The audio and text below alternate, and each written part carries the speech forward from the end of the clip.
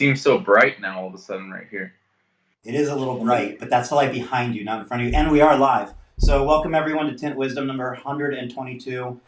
We're today with Austin Cook from the Tintstitute out of St. Louis Obispo, California. Yes, sir. What's up, man? How are you? Excellent. Thank you so much for having me on. I'm excited to be here. Thank you for coming on. And if you feel like adjusting yourself because of the light, that's not a problem. Just letting you know. It doesn't matter that we're live. I'm just saying you get comfortable. We have plenty of time, and people are just going to jump in here as we go. Adjust. Yeah.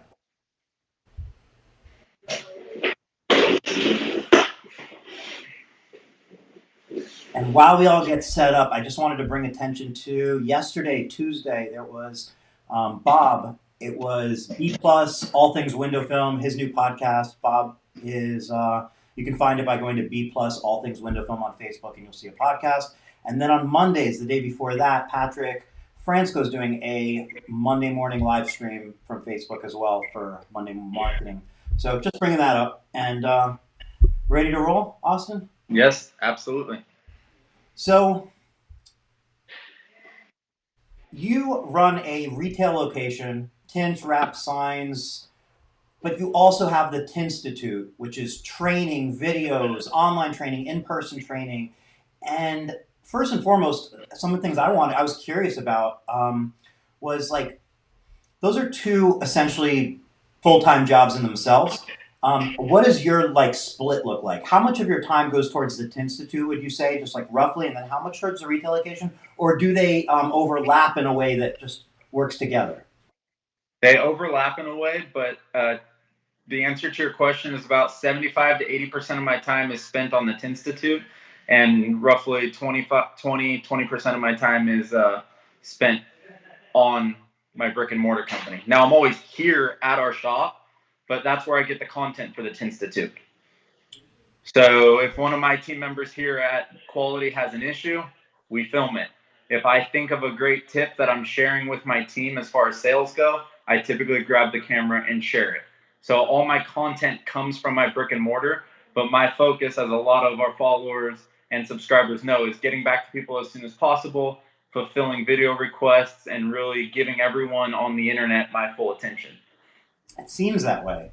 Has it always been that way, or have you kind of, has it like grown? Like, did the Tintstitute start smaller, I imagine, then grew? Is that how it worked out, or has it always been kind of like that? No, it absolutely worked exactly like that, and it's still working like that. My goal is to have the Tintstitute be 100% of my time in the next couple of years. As you know, Michaela and I are going to be having a baby any day. Congratulations. And we're going to be going home for a month or a couple months. We've hired a general manager here at our brick and mortar shop to take care of things while we're gone for a few months. And it's going to be kind of a test of what it's like not being here on a daily basis. Do you think, like, because you're going to have to be absent for a little bit of time, that obviously, like you said, it kind of pushed to put more like procedures in place, management in place, and so on. Did that, like, obviously it hasn't come into fruition yet, like you haven't stepped away yet, but doesn't that almost seem like that pressure of, okay, we're going to have to be away, was like a jump start into probably something you wanted to do regardless?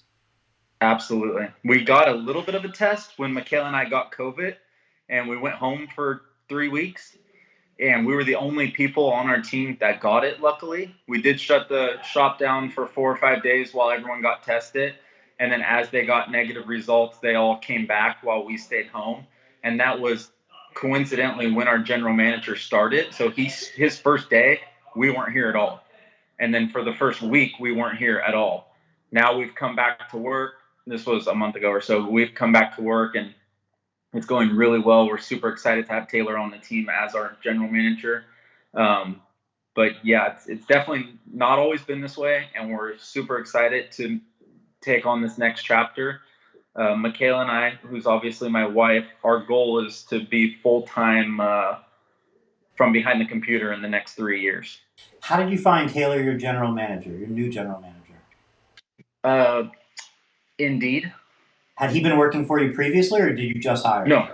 No, that never worked for us. We've tried that several times, but it never worked. Does he have any, what kind of experience, I guess? Like, I'm just curious, like, He has sign experience. He doesn't have leadership experience, Okay. but he does have quite a bit of experience in the sign industry, which is 50% of our business here. He's super knowledgeable on printers and just the process of wraps, and um, he's really well spoken. He's really well written, um, and he just fits our company culture really, really well. He's So he's middle aged, so he's not older than the people that he's managing. He's actually the same age as the people he's managing. Mhm. But as I said before, it's never worked for us to bring someone up through the company and then become a general manager, because he's in leadership in a small team of 10. It for me, it's hard to bring someone up that's been on the team, in the team, playing on the field, and then up through leadership and then be leading the people that he used to be on the field with, so to speak. Totally So makes sense. it's been more successful, having him start in a leadership position rather than come up through the ranks, so to speak. And you see that a lot in, like, if you look at corporate locations or, like, businesses that have many locations, even if they're privately owned, that when they promote from within, they typically switch the person's location. So, like, if they're taking you from, like, cashier to, like, like maybe assistant manager, they're going to do that, but they're not going to do that in the same location Right. oftentimes. They move you to a different location. So, like you're saying, so it definitely makes perfect sense. And then the other, angle is sometimes somebody can be an awesome installer or salesperson, but they're not necessarily a great leader. So those are things to identify as well, because you might take your best installer and shoot yourself in the foot by thinking now he could be somehow your best, he or she could be your best sales or manager or whatever. And I've made that mistake several times. That exact mistake. And they're two completely different skill sets, being a great installer and a great leader. What's your crew look like? Because in your videos, you have quite a lot of people there, and I know some of them are trainees, and then are others staff, or what does the crew look like? We're a crew of 10, including my wife and I. So we have 8 team members, That's a big and crew. we always have one trainee here. So sometimes I'm gonna unplug the phone because it's on the charger. Sometimes we do have multiple trainees, but if we do, they're from the same company. Okay. That's So cool. it's typically one person though. I'm most passionate about mentoring people that want to open up their own companies. We do train people that want to get jobs in the industry, but generally I'm training and mentoring people who want to start companies. And those people are going to get the most value out of coming here. So to me, it sounds like a lot of hands on deck. And I'm guessing that's because if you don't have hands on deck, you're going to have to do it yourself. If you're doing it yourself, you're not probably training or being able to train and create content, and then that defeats the whole purpose. Does it feel like you have extra hands on deck? Like, could you get by with less people if you wanted, or are you really like everybody's got a job and that's what it is? We're always, always, always understaffed With 10 people? with 10 people. I every single day, that's the conversation in our kitchen when we get home, is we're understaffed. And I never see, after 13 years of being in business, I don't see how some people that I look up to make it all work, because we're so understaffed all the time. But it's intentional. It's intentional because we don't use debt. We're not taking out loans to make payroll, and that sort of thing. We're not using credit cards. Everything is organic. In the last 10 years, I mean, I've made the mistakes of using debt and using credit cards and whatnot, and that's just not our business model. So growing organically can be confusing sometimes from my perspective, as far as we need people, but we don't have the money to pay them. But if we had the money to pay them, then we wouldn't need them. It's like this vicious circle. It seems like to me. What I really want right now is a videographer to film 8 hours a day, and we don't have that. I'm always using one of my team members at our brick and mortar to film me for the Tintstitute. We've tried videographers, and we're in the search of a full-time videographer to take the Tintstitute to the next level. But right now, that's a bridge that I'm trying to gap, or a gap that I'm trying to bridge. And you mentioned money. That's something that you just mentioned right now, like taking loans versus not taking loans, credit cards, and so on. And then recently, like in your Instagram stories, I feel like you've touched on finances through your stories a lot over the last few weeks, and it's definitely super important. I don't think there's like a right way per se. I think there's just different strategies and different things that work for everybody. But at the end of the day, all guidance, in my opinion, is probably not all, but within reason is good guidance. And Sure. you were talking a lot about saving and compounding interest, and that little bit today does have an effect long term, and that's a tough one for people sometimes, myself included. Thinking about today versus thinking about 20 years from now, because it's so far and today is so present. What has brought you, like, was there anything that kind of inspired you to start sharing that sort of content on your stories? That's my exit plan. I want to eventually be talking. I want to 10 years from now be spending all my time talking about personal development and finance. And the window film, wrap, and PPF industry is my springboard to that, because here's where I have the credibility. I built a shop. We built the team. I have leadership experience with 9 people, because Michaela is on our team. I do lead her. I am the president, if you will. You can call her the CEO, whatever titles you want to put on it. But I do lead Michaela, my wife, within our business, and everyone here knows that, and she knows that, and that there can't be two chiefs. And there can't be 2 presidents, and there can't be 2 coaches. There's an assistant coach, a head coach, and I am the head coach. So I'm leading 9 people here, and that's been a huge hurdle of mine. I'm still learning every day. That's my passion, is learning every day. But in the past, years ago, that was a hurdle, and you can't build a team and have a successful culture without devoting yourself to becoming a better leader. Some people are naturally more gifted, some people aren't. Back to what you were saying about finance, some people have more risk tolerance than others, and I would consider my risk tolerant moderate. I don't like to take steps back financially. I'd rather take smaller steps forward rather than trying to go big. So I'm not invested in a lot of single stocks, and I'm not taking huge risks. I'm taking calculated risks with my business and with my home improvement projects and with my investing, to take it slow rather than having to go backwards. Yeah, I mean, I think like one way I think about finances, like when you mentioned like whether you should take credit cards out or debt out and so on. Sometimes saying like I'm gonna be a debt free company, right? Well, that makes you then operate within your profits only, within your bounds. It starts to set guidelines for you. Maybe you don't need those guidelines, but it can be helpful to have those guidelines. And now you're forced to make the most use of your money and really think twice. Where sometimes I feel like if somebody says I'm starting a business, if you hand them $20,000, they're going to spend $21,000. You know what I mean? And I've done that, and I did Right. that. I've had businesses outside of this industry too, outside of the film industries of all kinds, and failures. I've started businesses with friends and failed. I've done other things outside of this industry and failed, and I've done other things outside of this industry and been very successful too. So it's not all my experience doesn't just come from quality and the film industry, meaning signs, PPF, wraps, and window film. So you mentioned, you, Michaela, obviously your team. And I wanted to talk about, it seems like you and Michaela have a really great working relationship. I assume a great personal relationship as well to go with it. But talking about work, you guys seem to work really well together. Like you mentioned, there's, you have a leadership position. What I guess I want to know is, I'm sure some people would simply say, there's no way I could work with my wife. And I feel like if I'm guessing 100%. about you, If you think that, there's not, right. But I'm guessing with you, I would almost want to say, I'm not saying there's no way you could work without her, but I think she's probably an enormous attribute to you. So no, those are that's 100% correct. two separate spectrums, and I wanted to get kind of your thoughts on if it was always that way, if there's certain things that you do to keep it that way, and everything. So 100% what you see is what you get. Our relationship is in the 0.1% of most relationships. I just got dumb lucky. That I always say the best business decision I ever made was finding her. I could not have grown the company. We could not have grown the company if it was just me. I just couldn't. I probably wouldn't have been able to get on this Skype call without her. But I found her, and I got her to fall for me.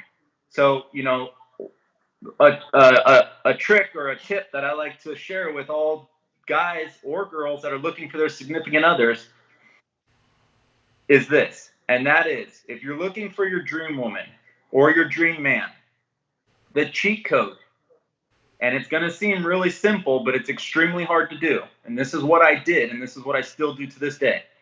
is I simply do what I say I'm going to do. Yeah, super And important. if I'm not going to do it, yeah, I just don't say I'm going to do it. Yeah. Meaning you got to get better at holding your tongue. But when you're just starting in a relationship, you do this the little ways. When you walk into a bar, you meet a girl for the first time, you say, hey, I'm going to go to the bathroom. I'll be right back. And you actually come right back. And you start setting it up to where you can prove to her or him that you're going to do what you say you're going to do. But most people, they talk a big talk and then they don't do it.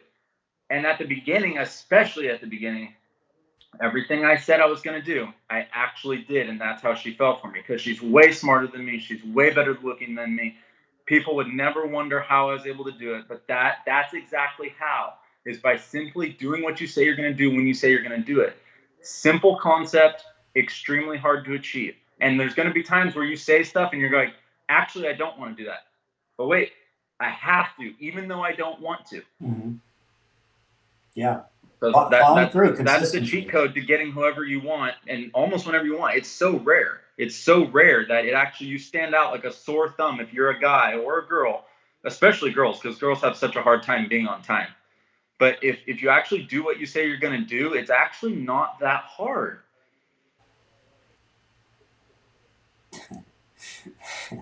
I agree with you. I was thinking you're super marketable. I have guy friends that are in their mid-30s and like, how am I ever gonna find this and that? And it's because you're not willing to do what you say you're gonna do, or hold your tongue. And just, if you just say you're not gonna do anything, then you don't have to hold any promises. But it's not so easy to hold your tongue when you're trying to be the big shot and say, oh, I'm gonna do this, I'm gonna do that, blah blah blah blah blah. Sure. I think even just outside of relationship, when it comes to work, like, I get the idea of being excited about a plan you have or something you're going to do and so on. And I even get, by announcing it, you may be holding yourself socially responsible to fulfill your goal. I get that. But if you catch yourself, and I'm not talking about you now, I'm just saying in general, if you catch yourself, throwing things out there and then not doing them. So now it doesn't become like a social obligation to do it. Like, hey guys, I'm going to lose weight. And then you're like, now I have to because I announced it. That's cool. But if you find yourself announcing things and then it dying off and announcing, I think it's a really good practice to say, I'm not saying shit until it's done. So if I want to say something and talk about it, I better finish it before I say shit, or I can't say shit. Exactly. That's the best rule of thumb. That's the best rule of thumb, to under promise and over deliver too. Yeah. It's best to just not say anything and just keep delivering. But at the beginning of a relationship, I'm saying that you can set yourself up for success by simply making these little promises or obligations and then sticking to them and then building. So like I said, it starts with, hey, I'm going to run to the bathroom. I'll be right back. Hey, I'm going to go do this and then come back and have done that thing. And tomorrow I'm going to wake up at 6. I got to go to work, and then actually wake up at 6 and go to work. And that's how it starts. And then I build on that. Now I make big promises and I follow through with big promises. So back to what you were saying, our relationship is everything that everyone thinks it is. It's absolutely amazing. We hardly ever fight. And here's a true telltale of a healthy relationship. When we do fight, we just fight in front of everyone. We don't have to hide that we're fighting to keep this portrayal that we're a healthy relationship. If we have a bickerment, we'll bicker in front of our team. It's professional. I'll bicker with my team members in front of my team.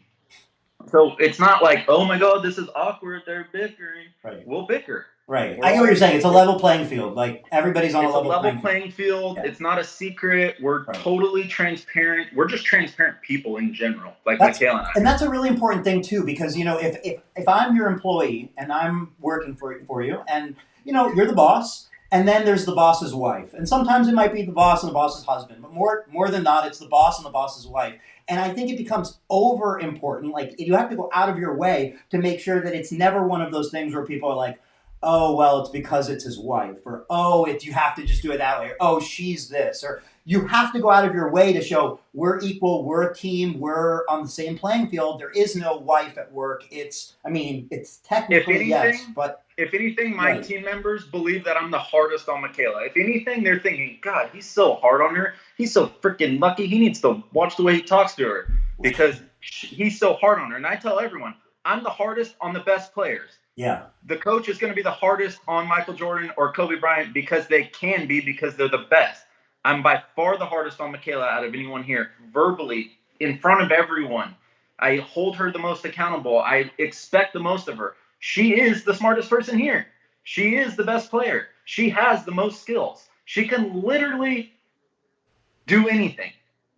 The trick is me getting her to do it. If I could get her to do it, she can do it. She built the Tintstitute membership website. She can figure out any program on any computer. She could code a custom website. She could do anything. Mm-hmm. My trick is leading her and getting her to do it. So you mentioned being hard on team members, but in a good way.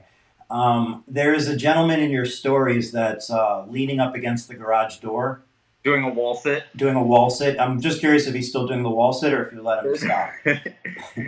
Is he still No, there? I think I posted that was because he opened the door while I was recording. It's like, come on. Is he your staff member or a trainee? I'm just curious. No, that's a team member. A team member? Okay.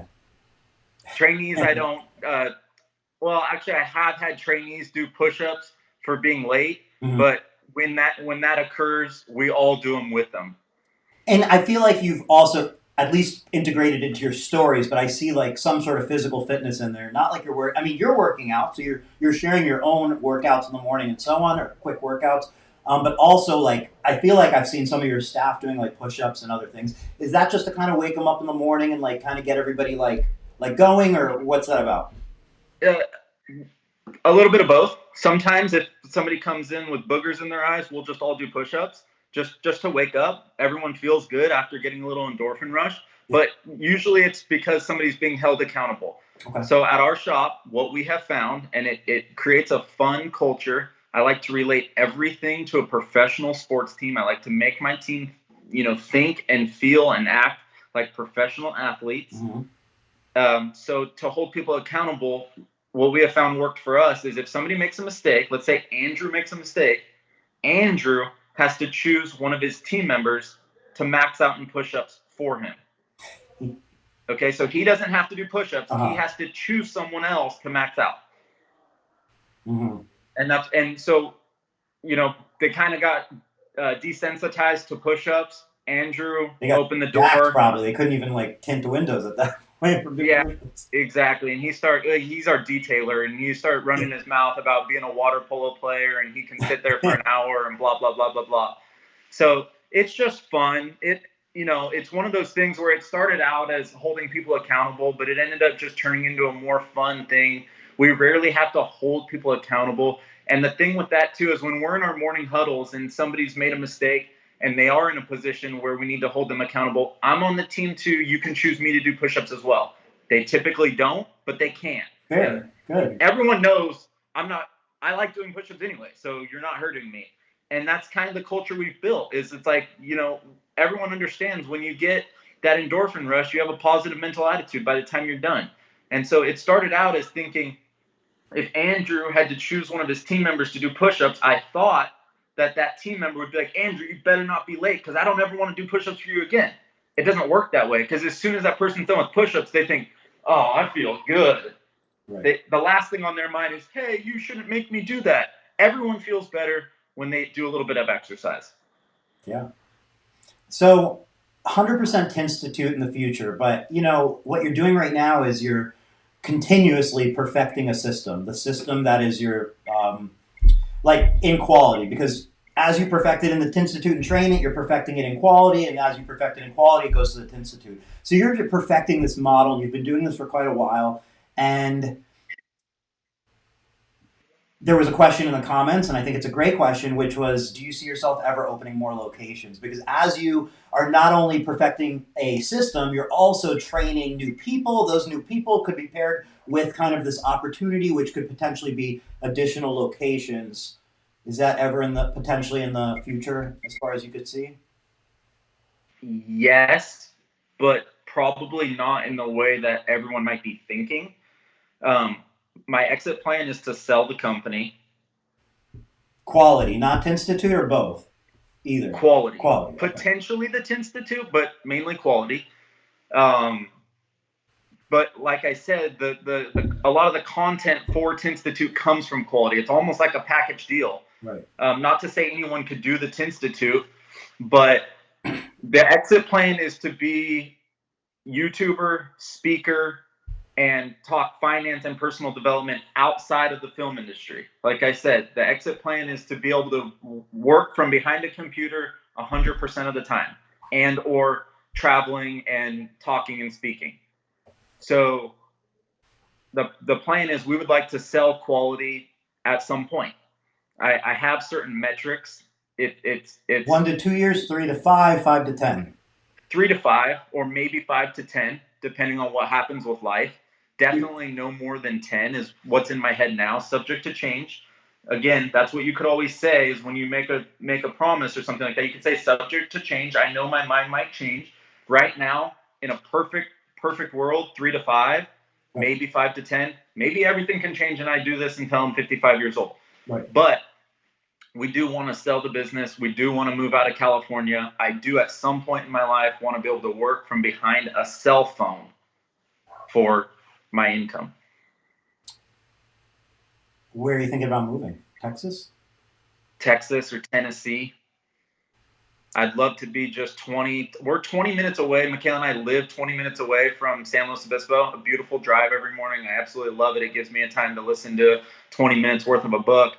And lately I've been doing a little video rant on the way to work. I just love the drive. It's an easy drive. But I'd love to be 20, 30 minutes out of Nashville. Keep doing those video rants in the morning on the drive to work, please. And the reason I say that, I feel like everybody has like a little bit of a morning. And, you know, it's nice to have like a consistent little, I don't know, you don't have to listen to it if you don't want to, but I enjoy listening to it. Yep. So try to keep up with it because I think a million people are in the car and it's nice to listen to it at home or whatever, you know? Awesome. Yeah. And I genuinely am passionate about, like, I talk to this stuff about my friends and family. Like in my personal life, I'm known as someone who just likes talking about finance and personal development. I'm not by any means or any stretch of the imagination perfect, but I just like the idea of spending the rest of my life trying to get better, trying to become a better husband, trying to become a better person, trying to become more sophisticated in my table manners, trying to become more sophisticated in the way I speak, trying to, you know, just get better in general. I love listening to self-development books. I love talking about finance. Obviously, not even close to being, you know, where I want to be. As far, I'm not ever claiming to be perfect or be, you know, one of the richest people in the world, but Who I is, just love though? talking about it. Right, like nobody's perfect. It's all about sharing your perspective and It's like even, a guy that loves football. He doesn't play football, but he just loves everything about it. He loves going to games. He loves wearing the jersey. He loves talking about the guys on the team. I don't watch sports at all. I use tons of sports analogies all the time because I get the concept. I've watched football enough to know the analogies, but I don't care to talk about sports at all. I'd rather spend an afternoon talking about self-development and philosophies and how people's brains work and psychology than sports. And people are just different. So Tyler asked in the comments, like, how did you become so disciplined? He's saying he always used your tips and tricks at his old shop. I think like it's very clear that you are consistent, especially through like if you just follow the Tintstitute, you see the consistency over the years. Have you always been that consistent, dedicated, and disciplined, or is it something that's part of that self-development? In my adult life, yes, but it all comes from my mom. My childhood was just a pure boot camp. There was nothing fun about my childhood, but I wouldn't have had it any other way. And part of the reason why there was a point in time where I didn't want to have kids is because I don't think a childhood is fun at all. Childhood was not meant to be fun in my life. It wasn't designed to be fun. My mom's philosophy was kids are to be heard and not seen, or seen and not heard. And it was just pure boot camp. It was pure boot camp. Was she or were your parents first generation in the United States? Like were they No. like they were born in the United States or no? Yeah. No, my mom was born in Chicago. My Okay. parents divorced when I was 3, and my mom on her 21st birthday drove from Chicago to California to start her own business. She started her own business when she was 21, sold it when she was 49, took the money from that and bought a winery. So now she owns a winery here on the Central Coast. Wow, that's awesome. And I get all my self-discipline from her, without a doubt. My dad has the complete opposite, which is why they got divorced. He's an entrepreneur, but he has no self-discipline, no desire to be wealthy. I love him to death. He taught me how to be kind to people. My mom, no one would ever say is the nicest person in the world by any stretch of the imagination. She's all about business. She's all about discipline, cutthroat. Yeah. And my dad's the opposite. He's all about being nice to people. He won't pass someone that's pulled over on the freeway without asking if he could help. That's great that you get to see the full, like the total cookie. Like the whole thing, like whatever it is, like Polar opposite. You got to be able to see both sides because that's how you figure out what you want to do and where you want to be. If you only see one side, you're missing the other. And I want to be right in between my mom and dad. I want to have my mom's drive and my mom's self-discipline with my dad's caring, nurturing side of him. Why? Chamal asked why you want to move out of California. Is it a tax thing? It's a tax thing, and I just want to take my California money and have it go a lot further in another state. I also love horses, so I want a big horse property, and we love the country lifestyle, and it's also one of the most expensive places to run a business. The rules are just so strict. It's taking away from the fun of it. Yeah. We want a big range and be able to do whatever we want type of thing. Just, what everyone dreams of doing on their own ranch, being able to shoot and ride four-wheelers and ride into town on your horse and that type of thing. And you just can't do that here as much anymore. Now, we love where we live. Michaela and I always say we bought our realistic dream home, 2 years ago. We absolutely love it for now, but I want a big ranch. I mean, I want 100 acres. I want a 5-acre pond on my property. I want to be able to go on a run and not leave my property. Yeah. And you mentioned your property in your stories a few days ago as well. And I feel like it was a great story. Okay, so this, just to summarize, the way I saw it was, you were fixing up your home. You had bought a home. You were fixing it up. Neighbor across the street happened to offer you her home well below market value, a couple $100,000 below market value, because she was so happy to see you taking such good care of your home that you just purchased. She knew her home would be in good hands as well. It was like a nice karmic deed for her. Is that accurate? It's totally accurate. There was a couple details I didn't share. And as I shared in that story, she was a very, very, very wealthy woman. Mm-hmm. And the neighborhood that these houses were in that I was discussing was just a middle-class neighborhood. 1,500 square foot houses, 3-bedroom, 2-bath. You would have never guessed. And I didn't even know how wealthy she was until we went to do the... What's that? Until you saw her Lamborghini. No. Just kidding. Till after she passed away, and I was sitting down with her lawyer, and he said, this was a blessing. I'm 19 or 20 at the time. And I go, I know, it's amazing. And he's like, the only way Lois was able to do this, Lois was her name, was because I don't even still know how much money she had, but one of the best well-known family trust lawyers here in San Luis Obispo, California, said she had more money than God. Whatever that means. But her brother came from North Carolina. She was in her late 80s when she sat me down. Her brother came from North Carolina, who was in his mid 70s. And I'm looking at him like, how are you guys willing to do this? This almost seems too good to be true. And he's like, trust me, we don't want the money. And she didn't give me the house. So there was principles involved. She could have just given me the house. Right. I wouldn't have even wanted that. But they were saying like, hey, we just want to help someone out. There's plenty of money in the family to go around for everyone. And it's just such an inspiring story to me because she was so wealthy. She could have lived in any house she wanted and died in any nursing home she wanted. And she lived in this house that her and her husband bought brand new in 1965. And she lived in it until she died. And then she went, after she sold me the house, she went to a nursing home that her husband died in because she wanted to die in the same nursing home. And this nursing home just would make you sad because it was below middle class. But just to know, like, obviously she was born in that era where they just saved everything and compound interest just went to town for them. But it's just so inspiring knowing, like, she didn't spend any of her money. They just saved. So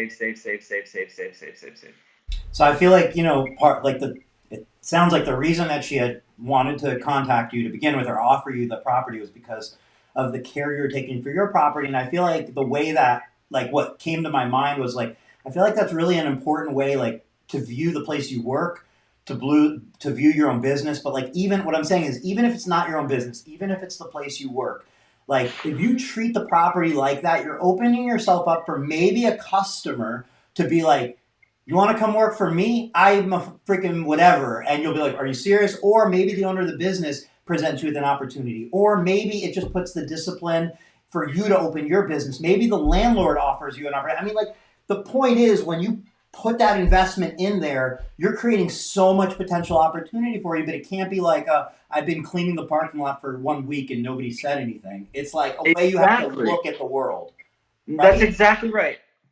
Well, okay, that's exactly right. You hit it right on the head. So, first off, I've done that before. I've recruited people that work at Subway that just give extraordinary customer service. I apologize for the printer going now, but that'll be done in just a Can't do second. it. Um, I've recruited people from gas stations. I've recruited people from Subway that just give phenomenal customer service, and they stand out because you're thinking this is a miserable job, and they have a great attitude day after day every time I come in here. And then in addition, I tell all of our team members, you guys own your own business. Mm-hmm. Every single person here owns their own business. It's your life. Right.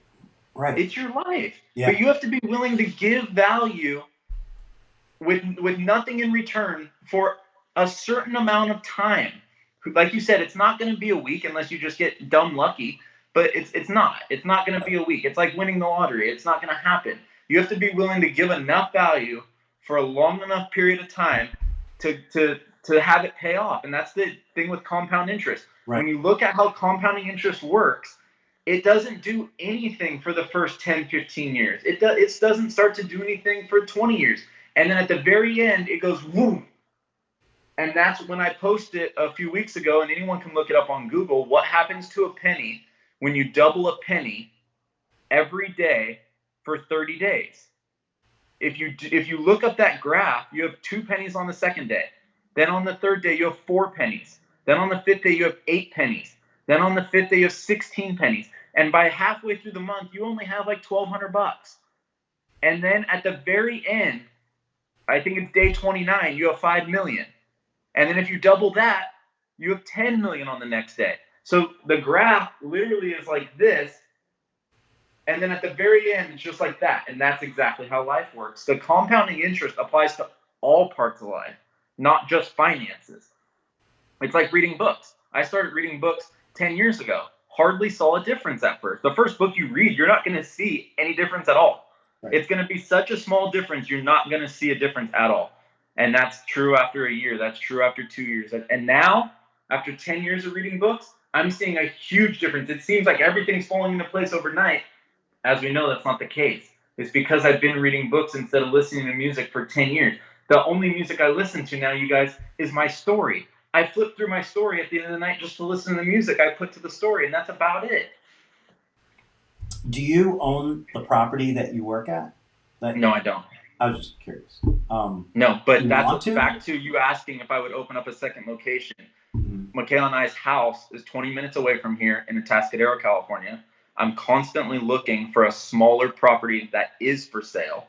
Part of the reason why I would open up a second location is if I found a building that I really liked that was for sale in my budget, I would buy the building and I would make it work as far as opening up a second location to buy a building and to create that situation where we're paying ourselves rent and getting a building paid down by our corporation. But I love the building we're in now. Really we rent it. We rent it from the owner. We don't rent it from a property management company, which if anybody who's watching, if you have the opportunity, you don't always have the chance to, but if you have the opportunity to rent a building directly through the owner, it's so much better than dealing with a property management company. Because just like anything else, when you're buying stuff wholesale, there's a middleman in there and they need to make money. And they're going to, paint the curbs red twice a year when it's unnecessary. And they say they're doing it, but they're just marking everyone rent up. And it's not to hate on them. It's just that's the way business works. They're going to lay a new blacktop once a year, regardless if it's necessary or not, because every time they do an upgrade, they cut off a profit from that. Are you planning on going to the Tint Off in Orlando? It's up in the air. I'm sorry? Oh, are you planning on going to the Tint Off in Orlando?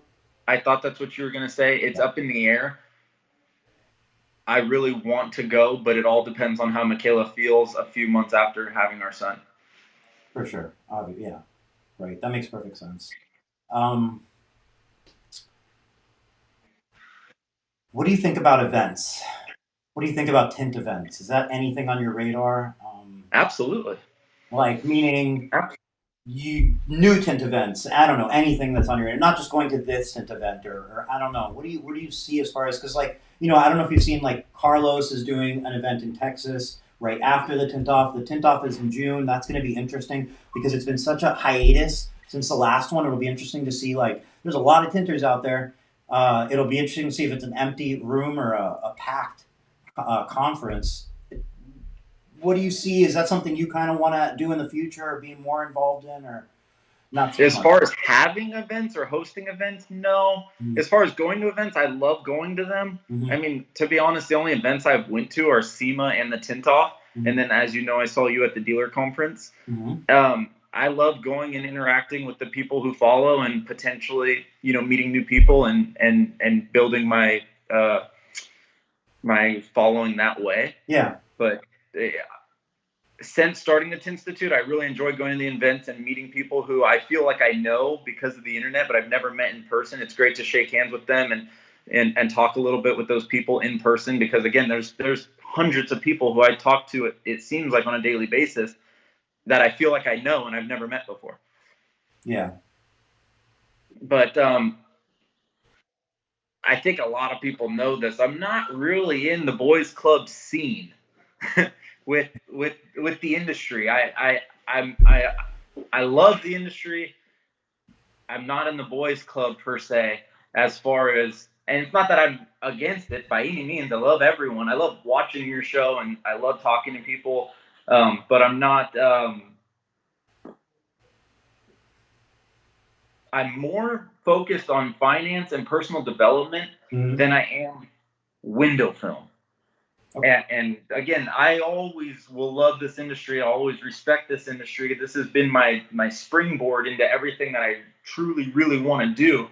And I always respect it and I always appreciate it because this industry is so special because you could be someone like me who doesn't have any skills at 19 and quickly learn skills to be able to own your own business. And that means a lot to me because at 19, I just knew I wanted to be a business owner, but I had no skills. I had no leadership skills. I didn't know how to do anything at a professional level. Uh, but this industry gave me the opportunity to learn something in a reasonable amount of time. I learned how to tint in 3 months Mm-hmm. when I bought my business and be able to be my own business owner in a reasonable amount of time. I didn't want to work my way up through a company, not any company, not a tint company or anything. I wanted to start as the owner. And this industry gives young people, or any age for that matter, the ability to actually make that dream come true. So, one of my passions is a 19-year-old coming across the Tintstitute, and I think I said this in our last interview, but being able to make a real good pitch to his mom. Hey, I found this guy who will teach me how to do everything from actually tinting to running the company to choosing a name to buying the domain name to adding value on social media. Mom, he can teach me how to do anything. Will you give me $2,500 to go to San Luis Obispo so that I could spend a week with him? That's my passion. 10 grand. Oh my gosh. You know what I realized? Well, when I said that, my mic's been like 20 feet away from me, so I have no idea how. No, you sounded great. Somebody would have said something, I would imagine, if it wasn't working by now. But so, okay, you mentioned that a lot of your trainees are people that maybe want to start their own business, right? Is that Right. because like is finance a big part of it? Because if your passion's finance, I feel like finance in the tint industry, PPF, detail industry, finance is such a tiny part of it and it's such an important part of it. But it's like, when do you hear about finance? I feel like Right. Ceramic Pro's done a little bit of a good job educating their installers, but for the most part, you don't see many people talking about finance, like at all. Right. Like No. No. not on a personal level, not on a manufacturer level, not on an any level. Right. Is that something that Even at you the dealer already start conference, training? Sorry, yeah, go ahead. absolutely. No, that's what we talk about. So part of the Tintstitute, and this isn't a plug or trying to sell it or anything like that, but I do one-on-one, and I don't ever see myself not doing one-on-one because one-on-one training allows us to practice installing window film or PPF or wraps while talking about your personal financial situation. If I had a classroom setting with a guy from this shop and a guy from that, they're not going to open up about their finance. I'm not going to be able to coach them on getting rid of their car and getting rid of that payment and paying down their credit cards and encouraging them to start investing and things like this. So I enjoy one-on-one so we could actually get personal while practicing installing film. But you're right. The industry, it's like everyone, from my perspective, wants to teach how to get better at installing window film. Don't even learn how to install window film if you're not going to learn how to save some of the money. How many people out there have owned a shop their whole life and then they get to their 50s and they don't have a retirement? It's like, well, I mean, that goes for, it's not just even if you own your own shop. I think that's just a challenge in itself, is like, there's a giant lack of education when it comes to finances in general. So whether you own your own business, whether you're an employee, whether you work for CVS, it comes down to future planning, and it comes down to discipline, because there is a lack of knowledge and education. But most people know if you save, once you start saving, you figure it out as you go. I think the core issue is the lack of discipline. Yes. We're not a very disciplined generation or society right now. Not even just a generation. And it's easier to just think, I'll just tint more cars. I'll learn how to tint cars faster. It's like, no. My strategy at our brick and mortar company is to have as few customers as possible. I always tell everyone, if I could do one car a day, I would. And it would be Stratus window film all the way around, with full stealth PPF all the way around, with powder coated wheels, with embroidered headrests, with a wrap on the center console, with powder coated brake calipers, and he'd be out the door for $12.50. And you would have ceramic coated his shoes on the way out the door. Yeah, exactly. As a thank you for spending $12,500 with us. Right. That's exactly right. Yeah, it's important. And if you don't mind, would you leave me an honest Google review? Right. It's important what you're saying, though, because it's something I think I touched on like a couple of weeks ago at some point. But basically, my way of thinking about it is like, you want to grow, you want to add services and try things and so on. But it's also important then to reevaluate and try and contract and say, what's my most profitable? What's my best use of my time? What do I enjoy most? Not just more recklessly, because it comes with its own challenges, and you end up making potentially less money and have more work. And one car a day is a great way to go, thinking about it that way. Right. And if it's 5 cars, it's 5 cars. That's great. But don't shoot for 25 cars if it could be 5 for the same amount of money. Right. And what you do starts to lead where you go too. So if you start in that direction, you have to continue maintaining that direction. And this is my last video that I just posted right before we got on, was about upselling and cross-selling. People often ask me, what can I do to bring in more business? We're getting slow. Improve your sales skills. Improve the way that you serve customers. Yep.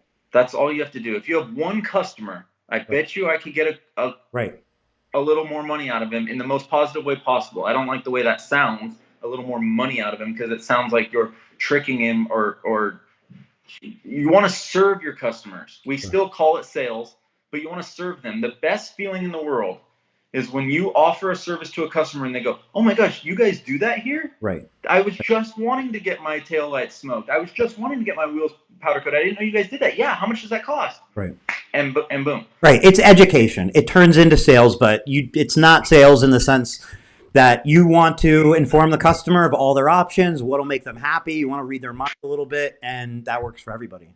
And I want to make a genuine professional recommendation. Yep. And I, a lot of the cross sales and upsells that we do might seem small, $45, $75 here and there. But when you add $75 onto every customer that comes in for a year, that's a game changer. Right. I'm telling you, the black plastic pillars between the driver and passenger, or between the two windows. Yep. When you do one of those in a piece of scrap PPF and show the customer, that's almost every single time I can serve a customer by doing that. And it's $80, $20 a piece, and it's scrap PPF. And it makes the scratches go away. The swirls just disappear. Exactly. And who likes those swirls too, a lot of people try once. Yeah. They don't get a good result. They don't feel good inside because the person says no. Yeah. And it's because of the way you did it. It is because of the way you did it. Yeah. It's not because they don't like the product. It's because of the way you did it. You were nervous. You talked too quickly. You sounded like a used car salesman. You're not practicing. So you're throwing stuff at the wall and hoping something sticks. This is something you actually have to practice.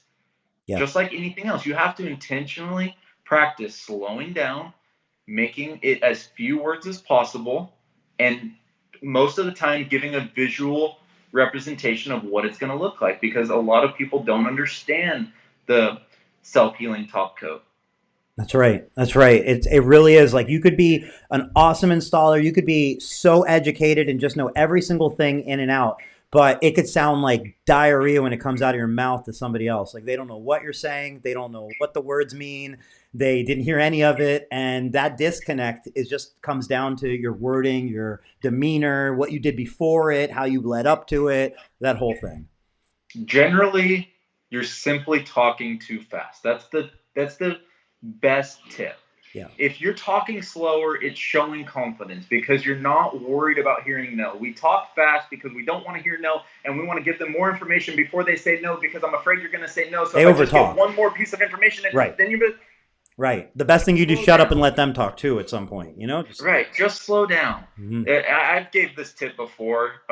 I'm sure many people watching have heard me say it. One of the overarching best questions you can ask is, how does that sound?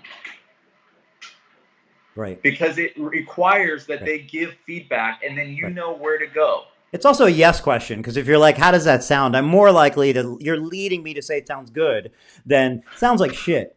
Exactly. You know, like what's going to, like, exactly. it's a leading. When you say that, typically when you say, how does that sound? They go, that sounds good. Exactly. You're right. It's hard to say no when you say that. And it's not to trick them, but it makes them actually think, how does that sound? Right. How does that sound if I could put a film on these pillars to make not only the scratches go away one time, but for them to never come back again? Right. Yeah. And that could be yeah, go ahead. What if I told you that I could put a film on these pillars to eliminate the scratches once and for all? Yeah. How does that sound? Show me one person with a newer F-150 that doesn't want that. Like, nobody, because if you get a truck, you like the truck, and then that happens on your brand new truck, maybe even the day you get it from the dealer, your Raptor has it's already there on the dealership. Right. On the dealership, it's there. Right. And don't go to the dealership and sell it to them, because they're going to ask you to do it for $1.50 on you. Don't do that. Right. That's not what I'm saying. But, you know, you're exactly right with the F-150, but 90% of cars have that plastic between the windows. Right. It's just the one that comes to your mind. And it's the one that comes to my mind, too. Raptors are huge around here. Everyone's got it. I sell it to everyone. My other one that everyone knows that's been watching for more than a week is the little yellow reflectors in front of the front window. Or, excuse me, in front of the front wheel. The little yellow reflectors on the side of most cars. Uh-huh. No one in history has ever said, no, I like those yellow. Lux Auto Concept, you squeegee it out, you cut it around, it's $45 almost every single time. So we have a policy here at our shop. We take their keys for the project that they're scheduled for. We do not try to we do not try to cross-sell while we're taking their keys for the project that they had an appointment for. So if somebody has an appointment to tint their whole car, we will try to upsell them to do their windshield while they're here. But we won't talk about anything other than window film while they're here. Then they'll leave. We'll spend some time with their car, and roughly an hour to 2 hours after they leave, we will text them or call them with a genuine recommendation of another service we offer. Again, in the video I just did, talks about text is professional now. Everyone's texting. Matter of fact, most people prefer a text because they're at work. They don't look bad being on the phone. I prefer a text completely. I'm just putting that out there. It's perfect for our industry because you can text a picture of an example of what you're talking about, especially with PPF. If you get the camera just right, you can show the scratches going away with the heat gun or the smoked reflector, and you can say, this is one of my favorite lines. What are your thoughts on smoking out these yellow lights? What are your thoughts on smoking out these yellow lights? And I put a little square of the Lux Auto Concept film over the yellow light. And they typically reply, if you say exactly that, what are your thoughts on ... Typically they respond, how much is that? Exactly. 45 for the pair. Let's do it. And it takes 5 minutes. So that's a key phrase. Again, I've got a lot of these key phrases. What are your thoughts on doing your front windshield? What are your thoughts on ceramic coating your wheels to make them easier to clean? They have to give you feedback. It's not a yes or no question. You don't want to ask yes or no questions. You want to ask open-ended questions where they have to give you more than yes or no. If you say, what are your thoughts on ceramic coating your wheels? They're not going to say, no. Right. They're going to say, no. They're going to say, why would I want to do that? Or how much is it? Like you said, it's what is that? Something. Right. What is it? Yeah. What are you talking about? Exactly. Right. Exactly. I love doing upsells on smaller ticket items over text. It's almost every single time. We've added, $20,000, $30,000 in revenue by making a policy. Okay, when you try to do an upsell while they're here, they're dropping their keys off to have the whole car tinted. It doesn't seem genuine. You're just trying to sell me on something. You haven't spent any time with my car yet. Once we've spent time with their car, we're saying, hey, the back half's done. It's going great. What are your thoughts on smoking the taillights? It's more genuine. And here's the key, is that mentally their budget has practically completely reset. When they're here, they're focusing on how much the tint job's costing. Then they go about their day and their budget has reset. It happens with me in my personal life. Do you know that everyone has a daily budget? So if we have a car that's staying for a week, which we often do, most of our projects are overnight projects now, they have a new budget every day. So if we have a car for a week, 5 times we're calling them for a cross-sell.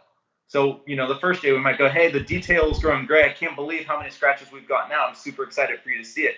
What are your thoughts on ceramic coating it once we're done? How much is that? $600 for the full car. Yeah, let's go ahead and do it. Excellent.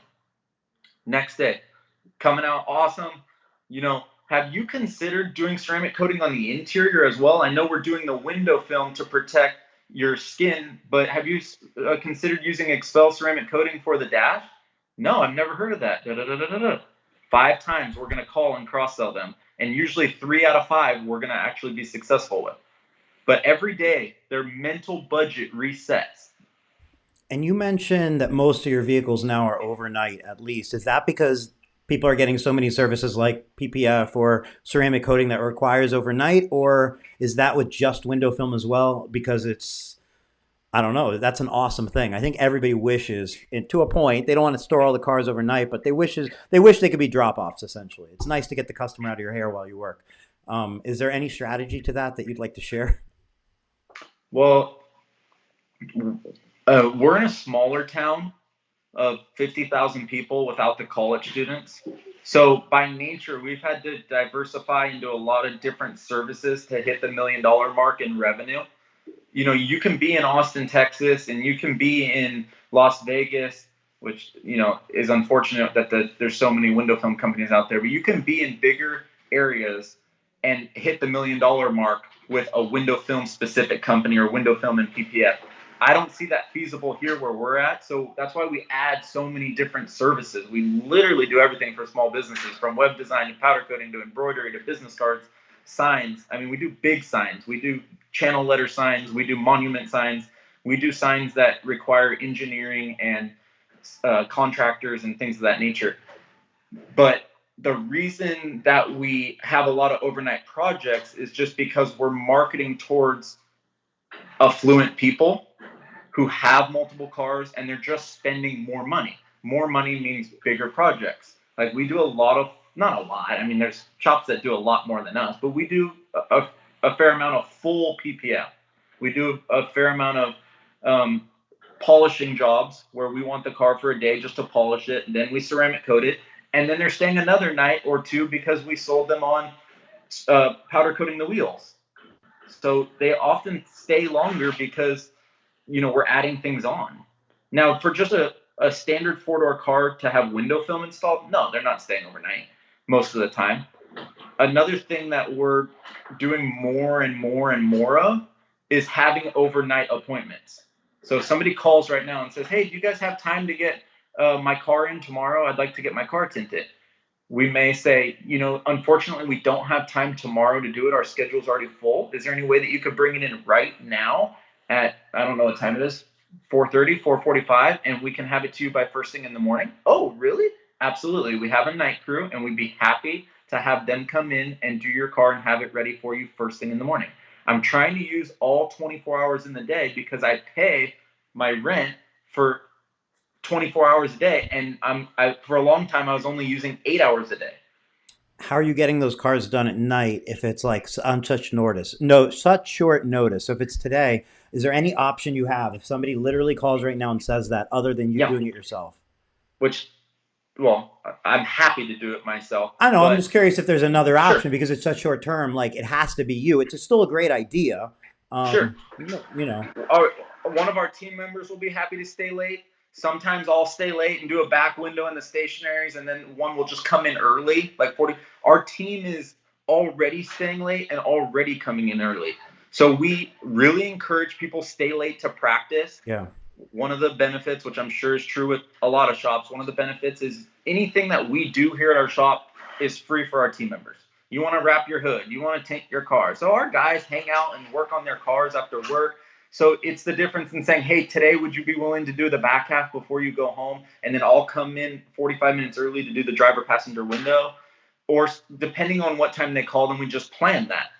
But I love staying late to tint cars. I mean, that's my favorite thing to do. I turn on a book and I go to town and I know that it's an extra. It's almost like a bonus.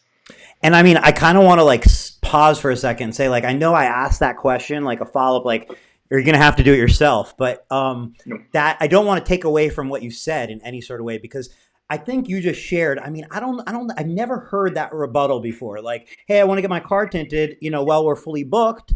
I know you could do like a drop off, but I don't think I've ever really heard anybody, specifically say like overnight drop off. And I think it's a beyond fantastic idea, because there's so many shops that even might be like a one-man shop, and they're, busy all day, and they're like, man, I'm fully booked. I can't find help and this and that, but they're looking for ways to generate revenue. You don't even have to say it'll be ready first thing in the morning. You could say it'll be ready by tomorrow at noon. And now you've given yourself a morning window to get it done. You can come in early and get it done instead of staying late. You can fit it in where somebody didn't show up, or maybe it's such a perfect way to flip somebody. Don't tell them no, tell them to come drop it off.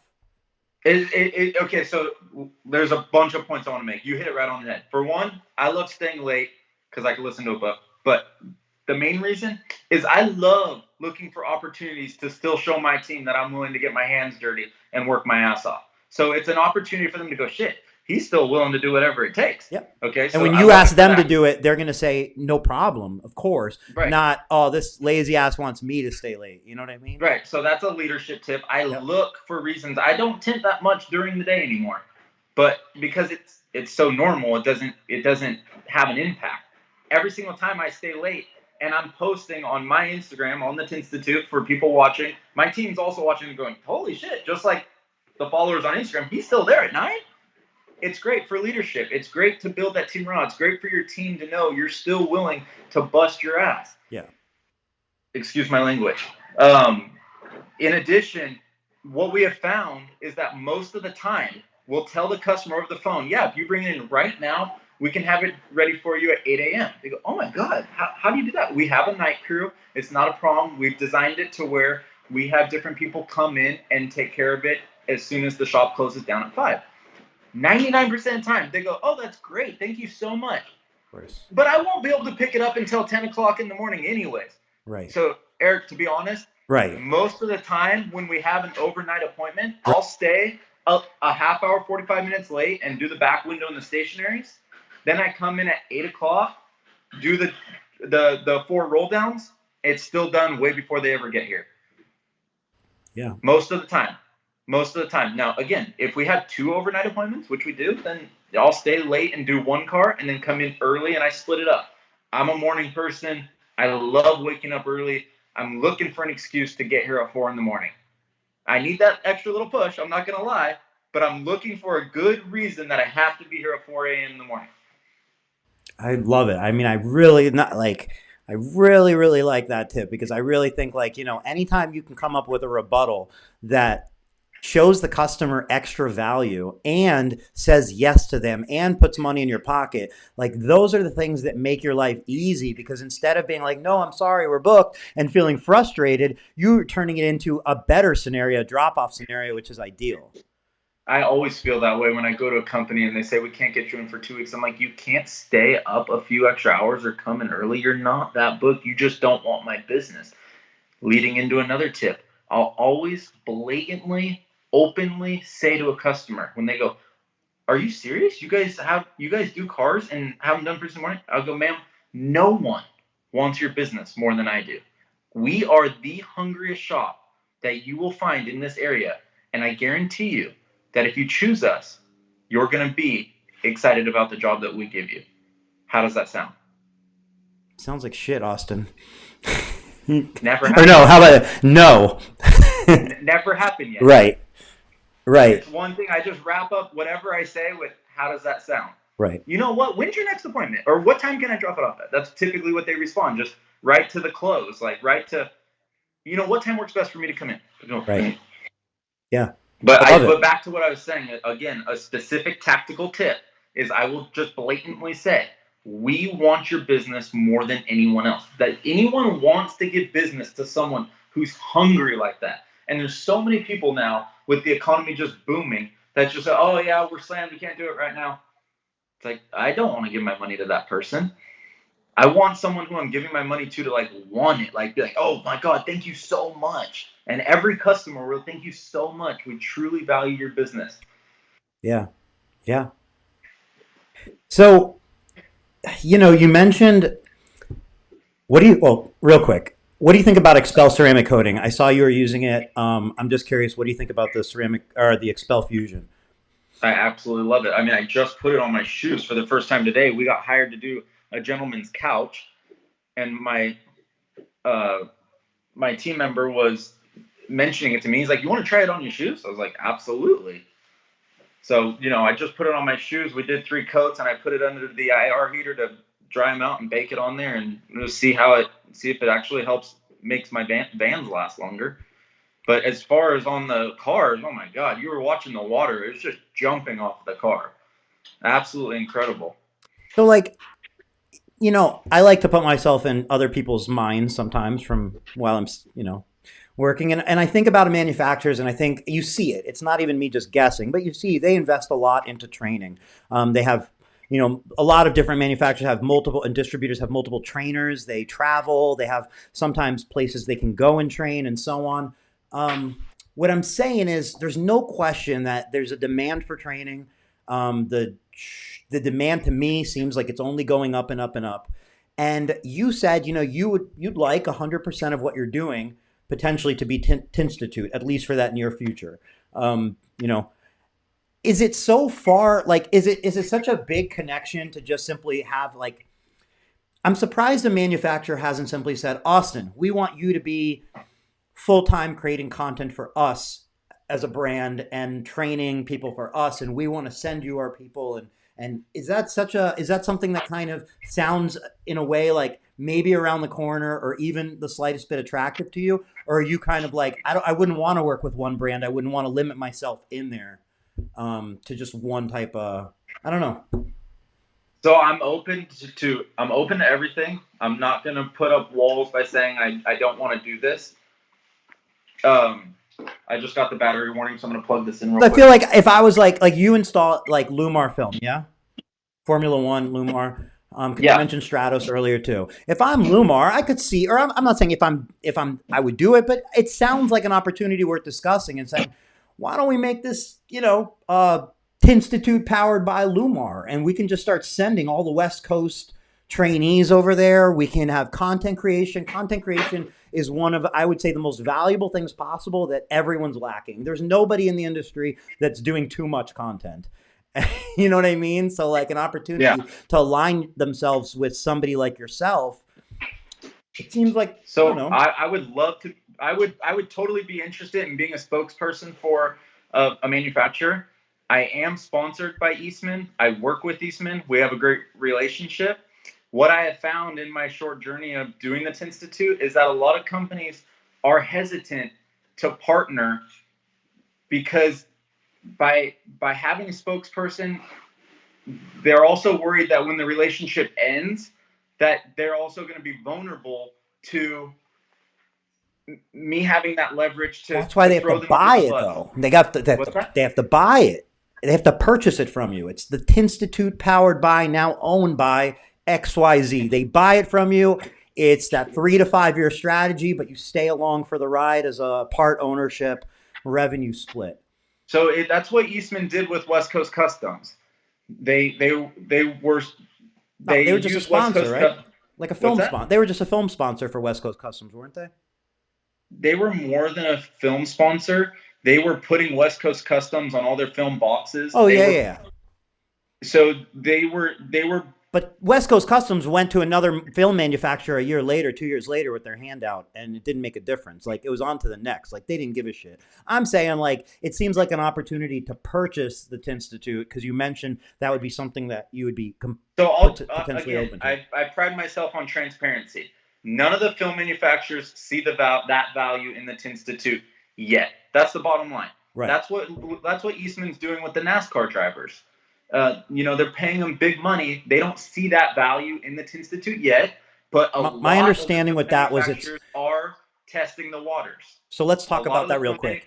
Let's talk about that real quick, the NASCAR thing, because I want to put it out there. Maybe I'm incorrect, and somebody can say in the comments or even come on here to clear it up. But my understanding with the NASCAR thing, because I feel like you're coming from the same place I was coming from with the NASCAR thing. Like, do these people really see a huge value in being on the NASCAR? And I'm not saying there's no value in it or anything, but my understanding was that there's more to it than meets the eyes. So it's not like, hey, where are we going to take this lump sum of money? Okay, it's going to be NASCAR. It's part of a bigger picture. So I just wouldn't say that they were like this or that. Is what I'm simply saying. Does that make sense? Yeah, and I don't think so. I think there is a lot of different angles because I've spoken with Eastman about this Okay. in regards to the Tintstitute. There's a lot of different ways to sell window film. There's selling it to the shops. There's selling it to the end consumer, and then there's educating the end consumer to go out seeking these brands. So there's again a lot of different ways to sell window film. Back to the Tintstitute. I'm not big enough yet. How much? They don't see the What's the value. for sale price? I'm just kidding. They don't see the value in it yet to have a spokesperson. Well, the good thing about that is have me as the spokesperson. The good thing about that is as time passes, the value builds, meaning the price only goes up for you. Right. Right? Exactly. Yeah. But at the end of the day, I love doing what I'm doing. It's so funny. Like, I always thought it was weird to hear people say, like, do what you would do for free. And it's like, okay, now I actually do that. And I actually do it for free a lot of the times. Like, I answer hundreds of direct messages for free, and I love every second of it. I swear to everyone watching, I roll over in the middle of the night, waking up for a glass of water or whatever, and I check my Instagram, and I'm answering people's direct messages from all over the world because I love doing it. Plain and simple. So if it never happens, it never happens. Loving every minute of it, doing exactly the size and the scale that we're doing at it now. My only goal is to eventually, as my wealth grows and as my self-development grows and my discipline grows, be able to talk more about it and take people on my journey with me as I grow myself. And I just bring it up because I think there's tremendous value in what you do, you and other people in the industry that, are out there. And I just think that, as time passes, that it'll be more and more apparent. And, you being one of the first, I just see tremendous value. That's all. So I just feel like it's worth acknowledging because. And I do think that I genuinely do think that I'm getting the accurate amount of exposure through the large companies that I deserve. And one reason being that I don't have a big presence on YouTube. And that's an issue that a lot of the large companies have had, is because my following is mostly on Instagram. And as you know, when I post on my feed, that video kind of goes away forever unless someone takes the time to scroll. Whereas on YouTube, that video is there forever and it's searchable and it's easier to find. So I've made a commitment Yeah. to focus more on YouTube. I'm going to slowly over time take the same free content that I'm proud of showing on Instagram and relocate it on YouTube so that it's there for people to access for a long time, easier than on Instagram, where you have to just scroll and click to see what video is what. Because a lot of times I'll get direct messages, hey, do you have a video on filing windows? And I got to scroll through my own feed so that I can tag them on that video. That makes perfect sense. And is that something where like the back end of the Tintstitute, if you're a member, is that something that currently or maybe in the future, like basically like just a directory, just like an easy way to find all the content that you've put out there based on solution or whatnot? So that's one of the benefits of being a member to the Tintstitute membership site, is that the videos are searchable. And it's somewhere in between Instagram and YouTube. YouTube, they're searchable, but I only have like, I don't know how many videos, less than 100 on there. And the website has several hundred videos that are all searchable. Instagram has the most videos, but they're not searchable. So it's somewhere in between. At some point, the paid membership site might become obsolete. I'm not trying to make money off of the fellow tinter.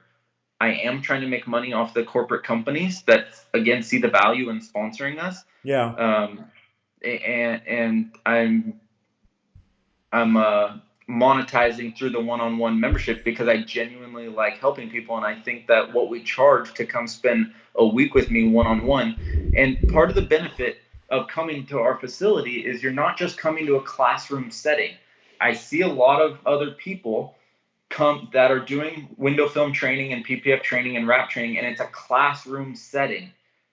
When you come to the Tintstitute, you're getting to come to our functioning shop. So you get to see how my team members text our customers to do upsells. You're getting to see our check-in process and the clipboards that we put in cars and the phone system that we use. One of the first things I say when somebody comes to my shop for one-on-one training is, first off, feel free to take pictures and videos of anything you see. Feel free to videotape me at any given time. If I'm reprimanding someone, feel free to put a camera in my face. You can film and ask anything. There's nothing we're going to say, oh, wait, you didn't pay for that. So it's essentially like you're getting the one-on-one consulting that we offer for $75 an hour. You're getting to burn through, as I say this too, burn through as much Lumar film as you possibly can. Meaning, when you get done shrinking a window, don't get your feelings attached. Tear it off and do it again. When you're in your driveway shooting hoops, you don't miss a shot and then analyze it. Why did that? You go get your rebound and shoot another shot and shoot as many shots as possible while you're in your driveway before the sun falls down. And that's what I encourage here, because the skill and the progress will just fall into place over time. Don't spend a second analyzing something. I'm here to do that for you. Burn through as much Lumar film as possible while you're here, because that's how you're going to get the most value out of what you spent. Because as soon as you get home, you're back to burning through film you bought. Yeah, take advantage while you're there. Have you thought about an OnlyFans account regarding window film? No. I feel and like it's not. I mean that. I don't mean that in a way. No, I'm not interested. I mean, I genuinely have not. I don't know what you're talking about. I haven't thought about it. I think you're talking about where people can like leave tips or something. it's like it's a platform. It's basically a content like a subscription. It's basically a platform that it's very easy for people to subscribe to your account, pay a monthly fee that you get most of, and then they get access to special content behind that paywall, essentially. Just a very easy, like, separate, potentially like membership for exclusive content. Now, sometimes that content like on that platform is known for being like sexual in manner and like, sexual in nature. But like, I feel like it's grown from there to there's other reasons why people have OnlyFans account. And potentially if that platform sticks around, sometimes things start in that risque categories, but then they start to get more mainstream, become more normal. And it just another place to monetize exclusive content. And I feel like it's just a matter of time till we see it in our industry, whether it be detailing, paint protection, or window film. So I would say on my short education with you just telling me about it, I would say at this point I'm not interested. And that's because I'm just trying to help as many people as possible without having anything exclusive to attract, like you were talking about, the large corporate companies.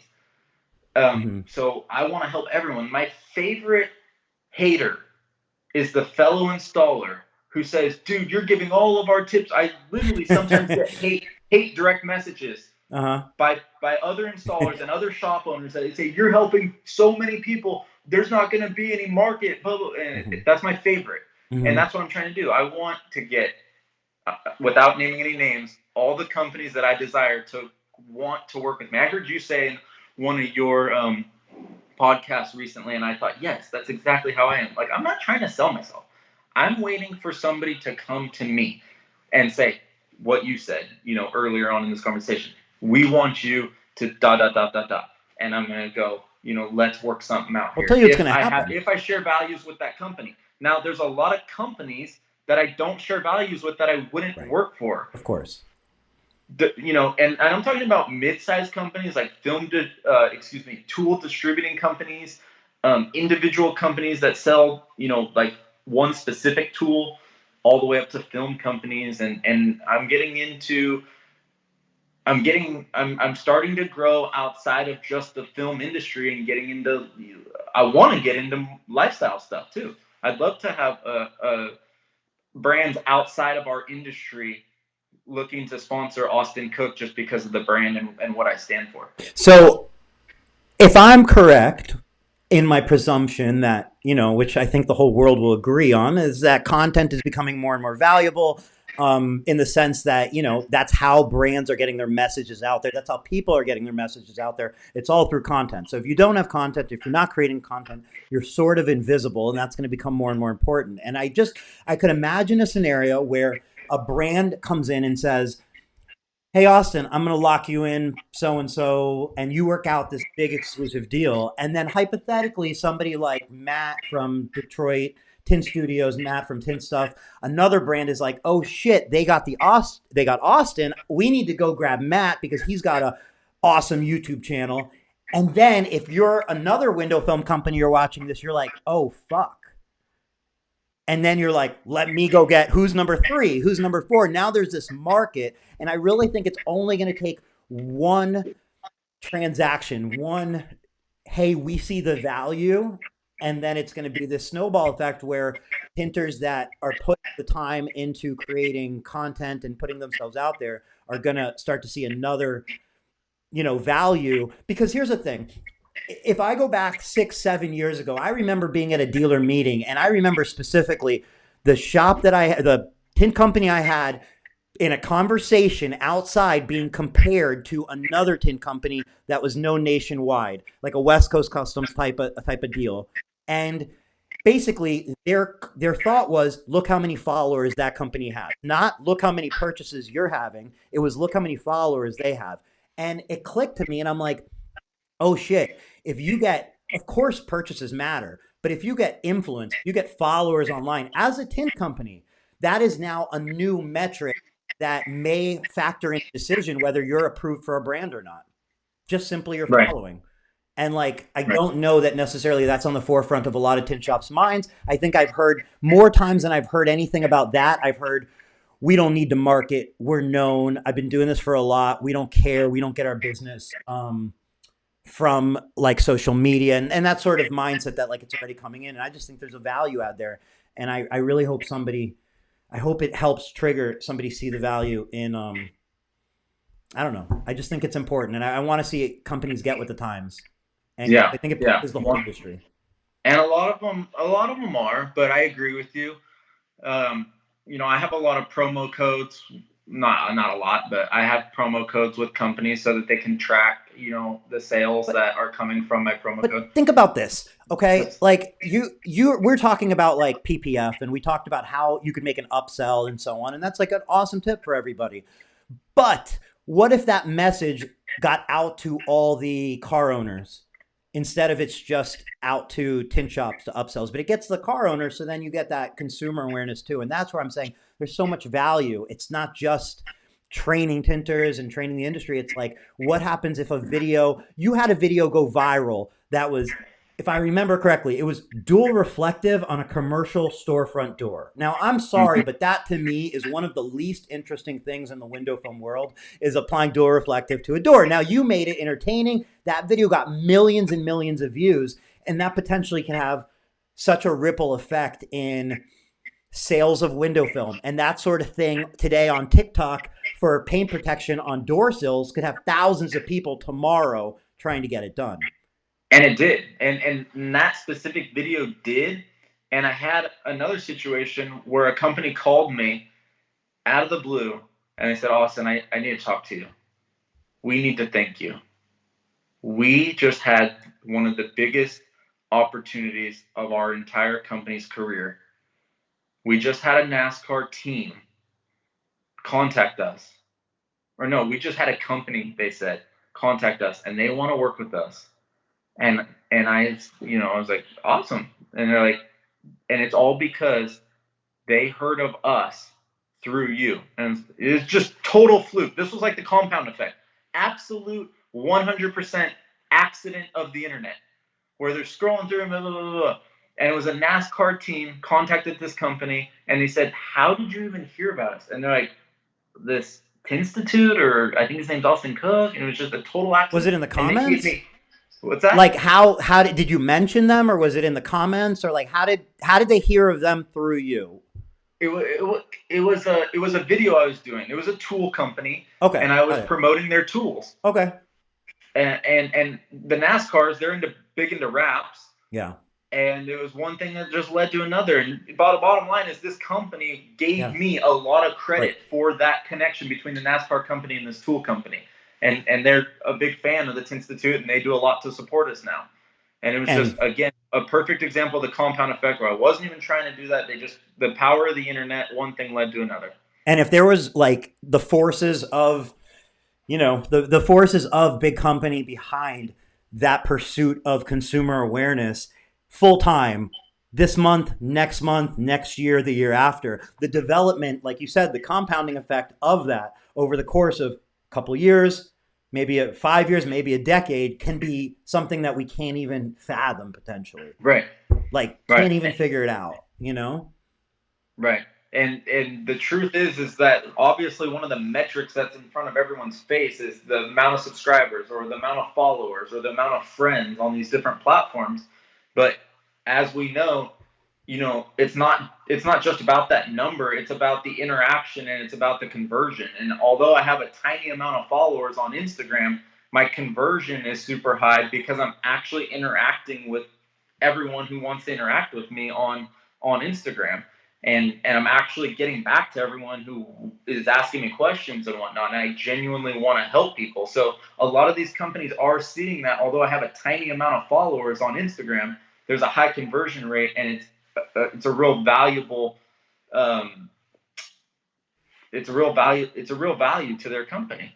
And again, I have good relationships with film companies and film manufacturers right now, and I'm happy where I'm at in this.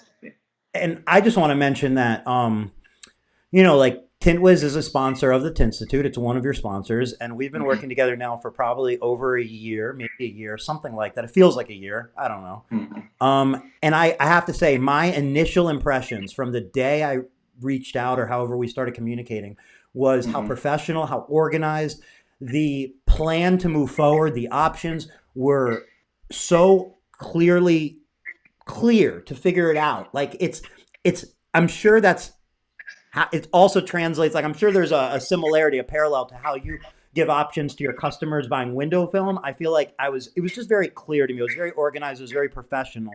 And then obviously since working together, like it hasn't been anything less than that. And I want to say that because, I'm talking about the value I see in you all, but like I didn't give the testimonial, and I want to give the testimonial because that's what, like, if I'm talking about what's so great about you all are like what you said for the previous hour, like you're living it. You are consistent. You are professional. You do over deliver. Like that's not bullshit. And I'm, like I feel lucky that I get the opportunity to work with you all, but at the same time, I feel like there's so much more. Like, it's crazy to me that these companies aren't investing more and more into um, you and similar people out there that are just creating and doing more. Because again, if we're looking for, if I'm a big company and I'm looking for somebody with your experience, I can't necessarily hire that from outside. I can't Right. hire somebody Right. who's done videos for years in the window film industry. That number is tiny. It's on one hand, Right. maybe less than one hand. Right. You know. And they're testing the waters. And I appreciate all the kind words. And we love working with you, and we love working with your team and your company. But they're testing the waters. They're doing it the way that they've had success doing in the past, because all these companies are successful. And they have, just like we have a protocol, they have a protocol, and they're following that, and they're testing the waters. And I hope that after a year of working with them, they have all the same great things that you have to say about us, and they say the same thing. But the relationships that we have are because of what you just stated. We take this seriously, and I'm not. My goal is, and they all know this, meaning all the corporate public companies know this, that my goal is to not monetize off of the fellow tinters. I really do want to give as much free help to all the tinters as possible, so that I can monetize off the public companies. That's the end goal. When it comes to this industry. So end goal meaning, like, in the next 5 years, is to monetize off the public companies and have them see the value. So they're testing the waters, and I'm doing my very best to go above and beyond without constantly selling, because I've turned down working with companies that I don't share values with in the past, and I consume so much content myself. As I said sometime last week, we don't have TV. All I do in the evenings when I'm doing recreational stuff is I'm watching finance videos on YouTube, I'm watching horse training videos on YouTube, and I'm watching educational content on YouTube. And there's so many ads about people just selling. And there's so many videos where they give a little value just to sell. And I don't want to sell, which I heard you say in one of these podcasts not that long ago. I want to add value for so long until you go, what can I buy from you to help you? I want to buy something because you've been giving me something for so long. I genuinely want to buy something from you because you've done so much for me. And I get those messages all the time. And I want to keep it that way. I want to give 10 times and take once. Give 10 times and take once. And so that's the strategy even with the public companies.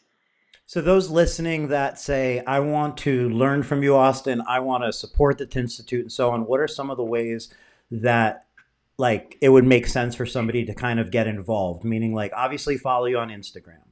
Please subscribe to my YouTube channel so that the public companies see that we're rapidly growing our YouTube subscription, because right now that's what they want to see grow, because those videos are there forever. For as long as YouTube is in business, which is forever, those videos will be there. And Instagram, unfortunately, unless you're willing to scroll for hours and hours and hours, videos I've done in the past are essentially gone forever.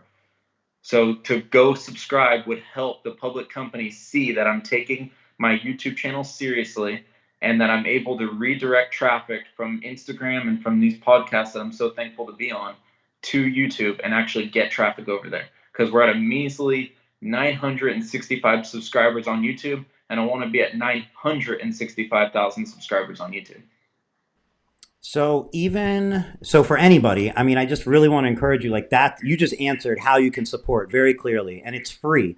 Go to YouTube and subscribe. And by subscribing, by literally showing your support, subscribing to the channel, that could potentially lead to more opportunity for the Tintstitute. That's going to lead to more content, more giving back, more everything for everybody. So that's why it's important to support what other people are doing, because more comes from it. And if nobody supports anybody, then nobody does anything. Like, that's how right. Once I really get a public company behind me, in a sense where I can afford to hire a full-time videographer and I can document more of my day, then to me the sky's the limit. Right now it's constantly that bridge between not letting my income drop too much by losing focus on my brick and mortar company to putting out enough content. And that's my niche, though, is because, as a lot of people know, and people message me all day, every day, how do you do it? We're so busy here. How do you find time to do it? Right. It's literally the same struggle that everyone else has. I'm just doing it. Like, it's not easy. We're busy here, but I want to put out content. It's easy only because I enjoy doing it, and that's it. The other thing you can do to help support is ask me a question. Let me prove to you that I genuinely want to help. Send me a direct message, comment on one of my videos, give me constructive criticism. I know on the last YouTube video I did, the audio sucks at the beginning. We're gonna get better at that. But leave me genuine constructive criticism. Yeah. Sorry. No, look at that. Like, another way. I asked you, how can you support the Tintstitute? And you throw out follow on YouTube, which is completely free, and then you throw out ask questions, because questions that people have, first of all, like, they might be thinking it and not ask you, but by asking you, they're giving you an opportunity to create content and help them. And I'm like, what a better way to support a channel than you're asking. Just ask your questions. Let me help you. That's how you can support us, is by letting me help you.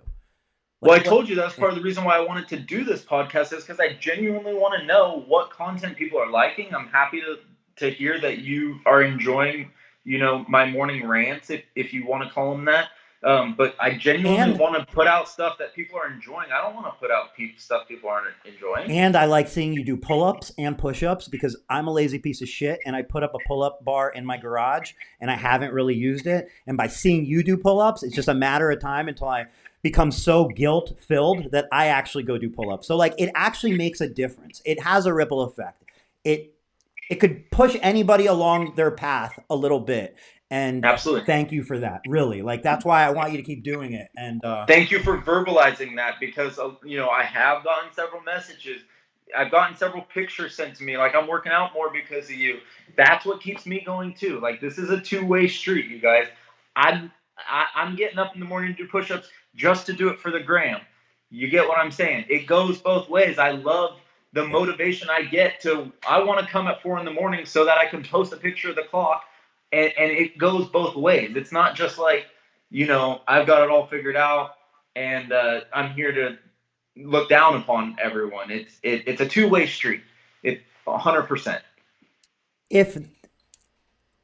And I'll let you go because I don't know how much time you have, and we've been on for quite a while. I have an unlimited amount of time. I make time. Okay. All right. Perfect. I love it.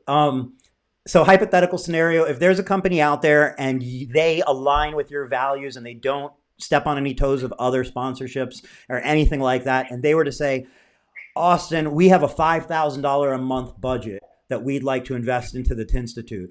Would a budget like that, do you think, be able to help, or would that be able to take you to that step of full-time videographer? Would it need to be more than that?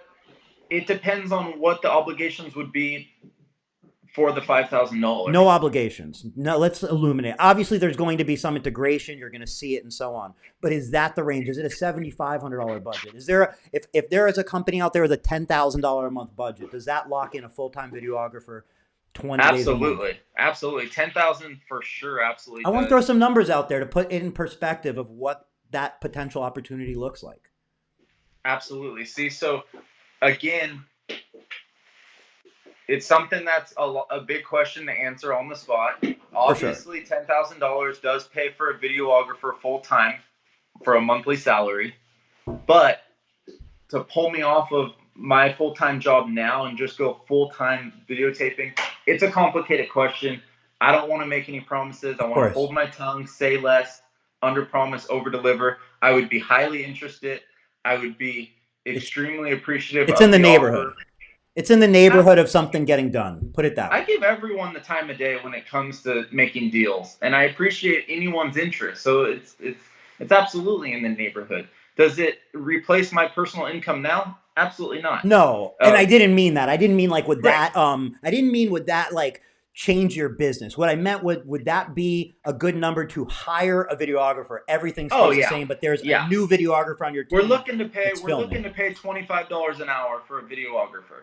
Right. I didn't mean to convert your business. I don't need for that. I don't need a cinema experienced person for what we're doing here. Okay, we need to do some cool edits, put some music to it, chop it up, make it fun to watch, keep people's attention, get it posted in 24 hours.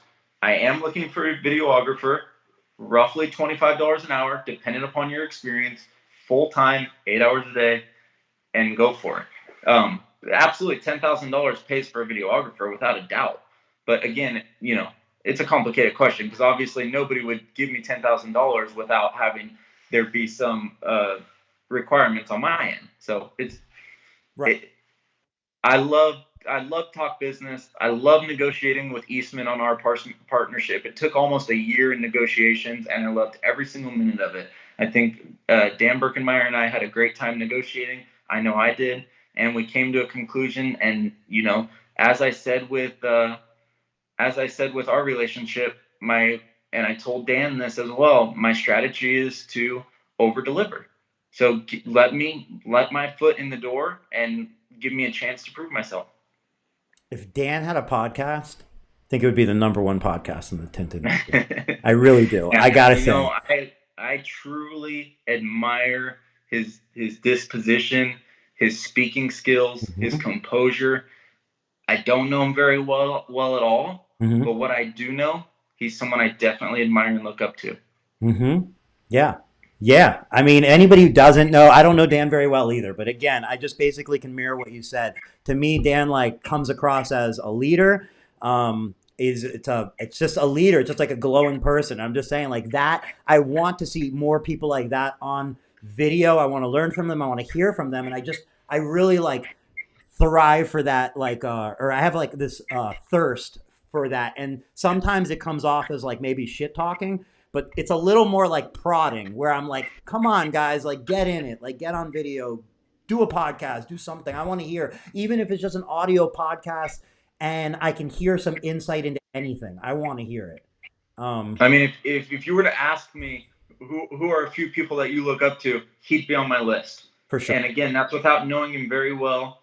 But again, what I do know, he's someone I admire. He's someone that I definitely want to take notes from and do my best to learn from.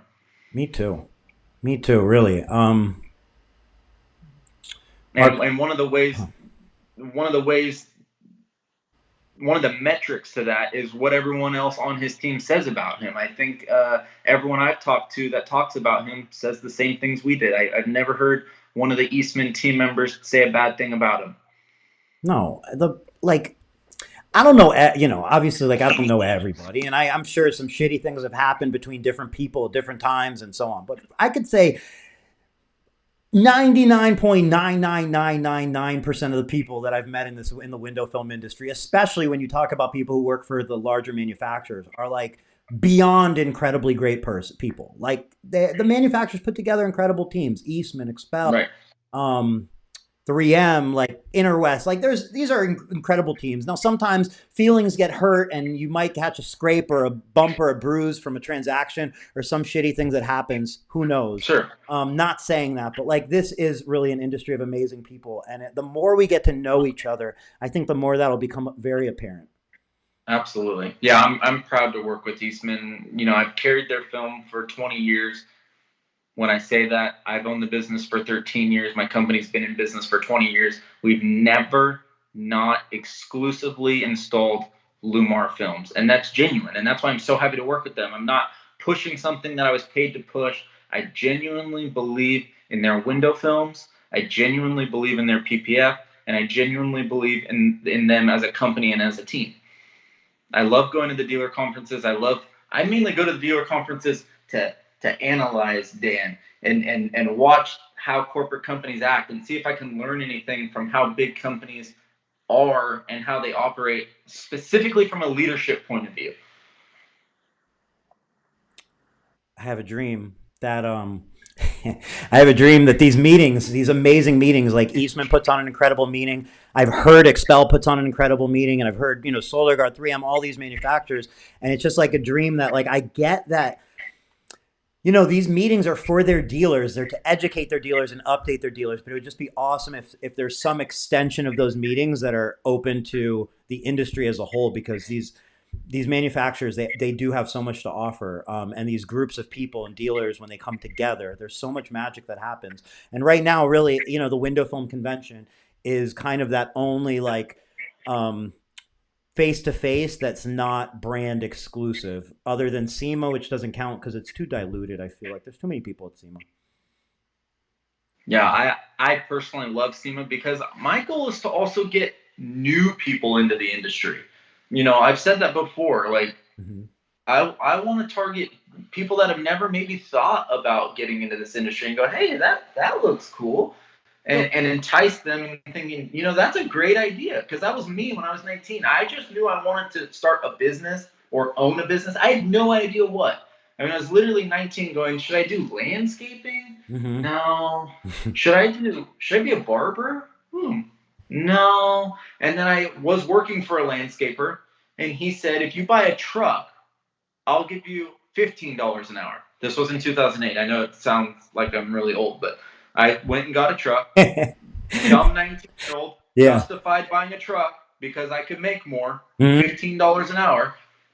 And that was the best decision I ever made buying that truck because I took that truck straight to this shop, not in this location, to have the windows tinted.